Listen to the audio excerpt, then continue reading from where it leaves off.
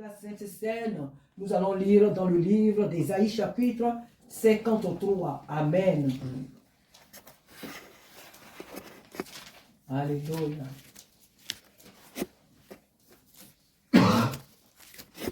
Qui a cru à ce qui nous était annoncé? Qui a reconnu le bras de l'Éternel? Il s'est levé devant lui comme une faible plante, comme un rejeton qui sort d'une terre desséchée.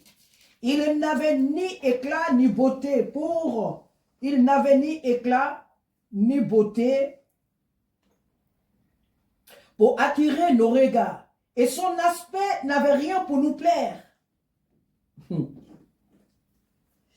Méprisé et abandonné des hommes, mais pas de Dieu. Il a été méprisé et abandonné des hommes, mais pas de son Père Dieu. Même pas des anges. Homme de douleur et habitué à la souffrance, semblable à celui dont on détourne le visage. Nous l'avons dédaigné. Nous n'avons fait de lui aucun cas. Cependant, ce sont nos souffrances qu'il a portées. C'est de nos douleurs qu'il s'est chargé. Et nous l'avons considéré comme puni, frappé de Dieu et humilié. Mais il était blessé pour nos péchés, brisé pour nos iniquités. Le châtiment qui nous donne la paix est tombé sur lui. Et c'est par ces meurtrissures que nous avons reçu la guérison. Amen. Alléluia. Nous étions tous errants comme des brebis. Chacun suivait sa propre voie. Et l'Éternel a fait retomber sur lui l'iniquité de nous tous. Il a été maltraité et opprimé. Et il n'a point ouvert la bouche.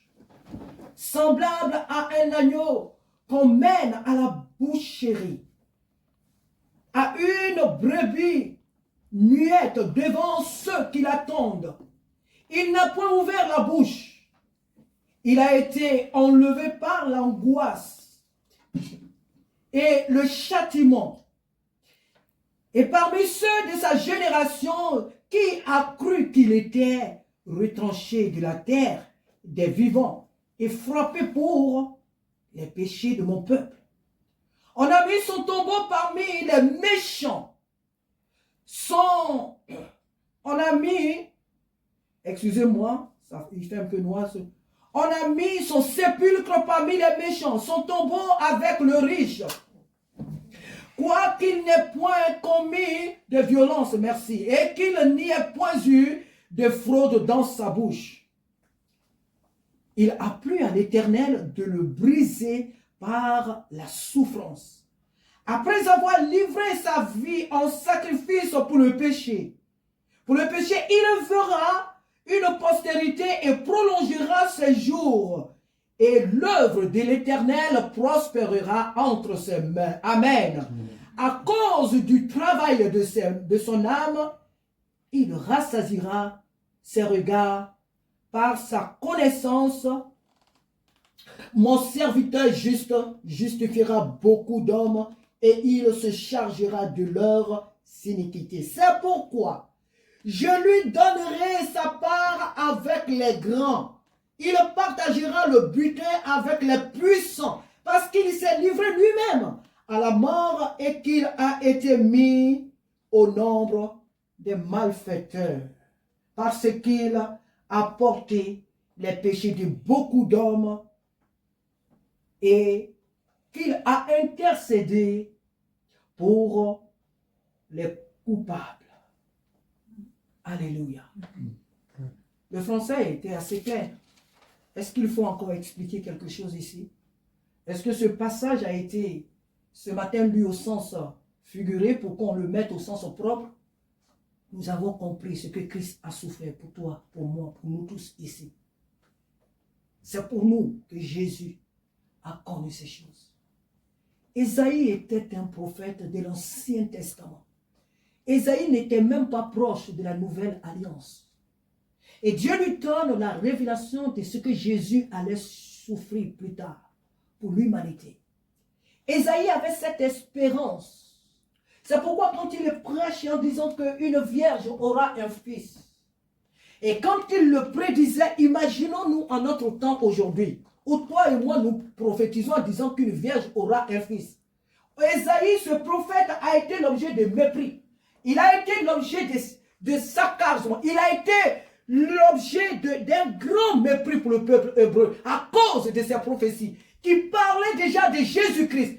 Les prophéties, les 100 prophéties, si je peux le dire comme ça, de Ésaïe, 99, sinon les 100% sont portés sur la personne de Jésus-Christ. Ésaïe prédisait déjà la venue de Jésus-Christ. Non seulement il va prédire sa venue, mais il va prédire sa vie, il va prédire tout son ministère, il va prédire son œuvre de la croix. Qui a cru à ce qui nous avait été annoncé? Qui a cru?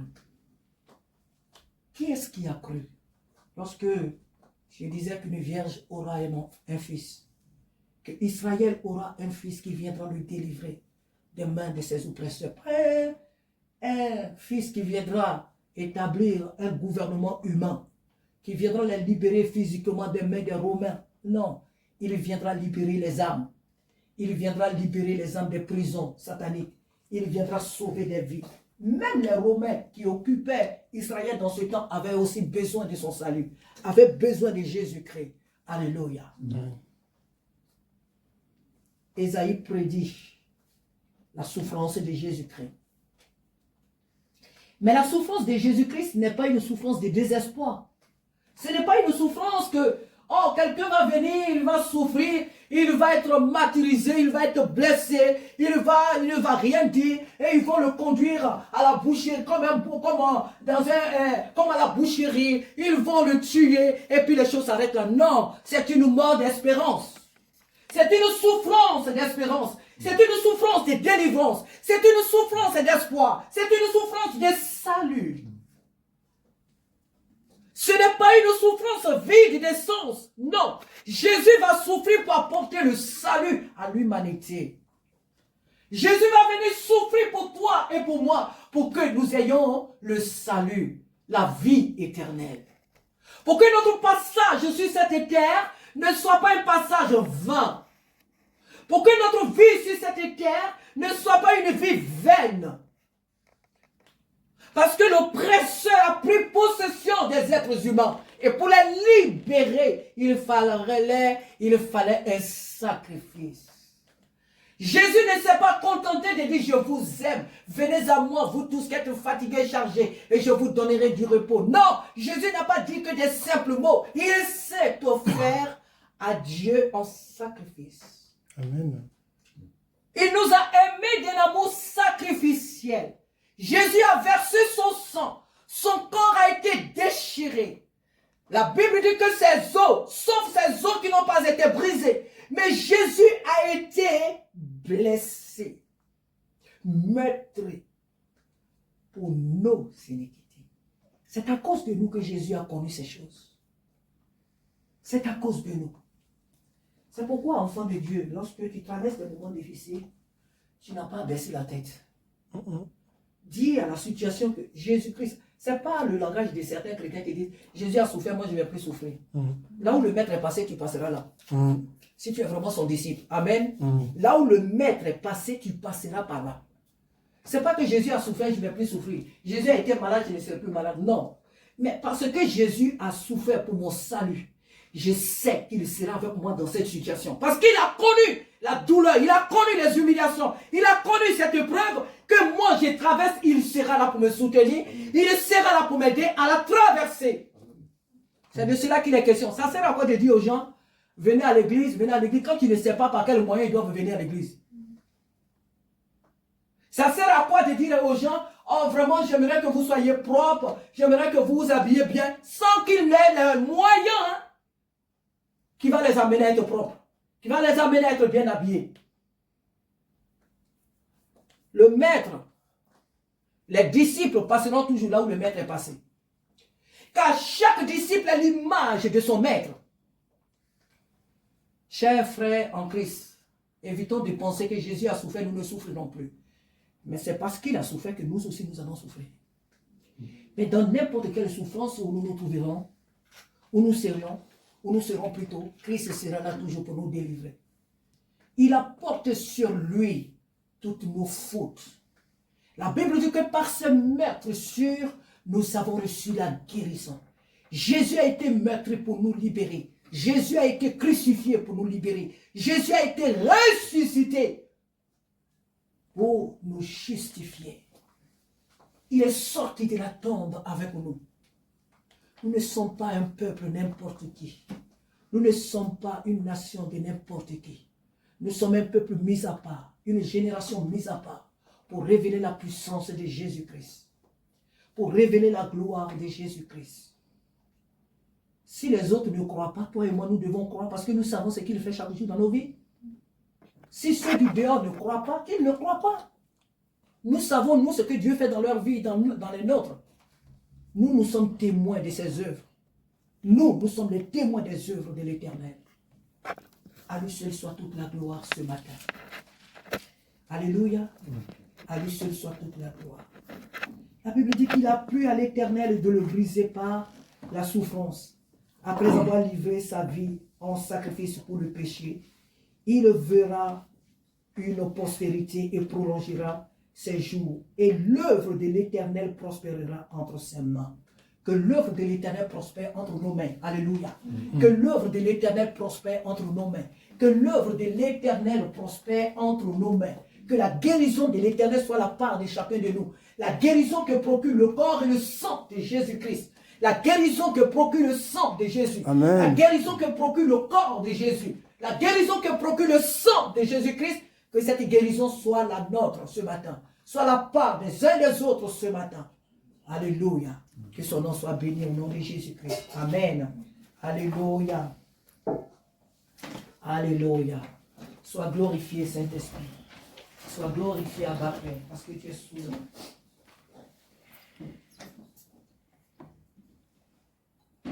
Alléluia. Sois élevé, Abba Père, parce que nul n'est comme toi. Sois élevé, Abba Père.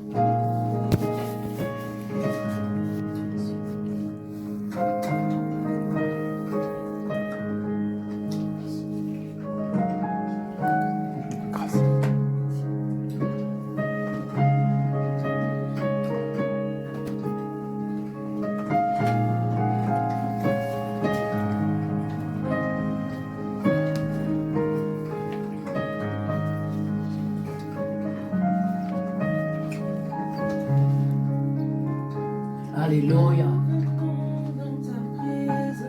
Alléluia. Nous sommes là pour chanter, Seigneur, à ton honneur. Nous sommes là, Seigneur, ce matin pour te célébrer. Alléluia. Pour tout ce que tu as accompli à Golgotha pour nous, Seigneur. Oh, merci pour ton œuvre achevée de la croix. Alléluia. Alléluia. Amen. Nos cœurs passionnés de toi, nous venons dans ta présence pour chanter tes louanges et notre reconnaissance pour ce que tu as accompli. Tu nous as donné ta vie, ton amour et ta joie, et la louange envahit nos cœurs passionnés.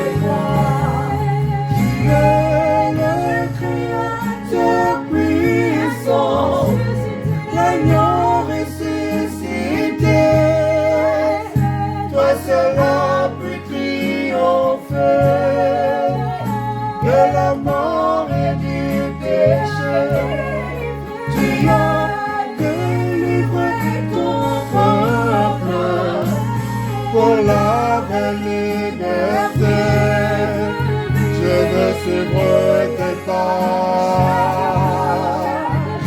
Chaque jour être avec toi. Tu es le Créateur puissant, l'agneau ressuscité.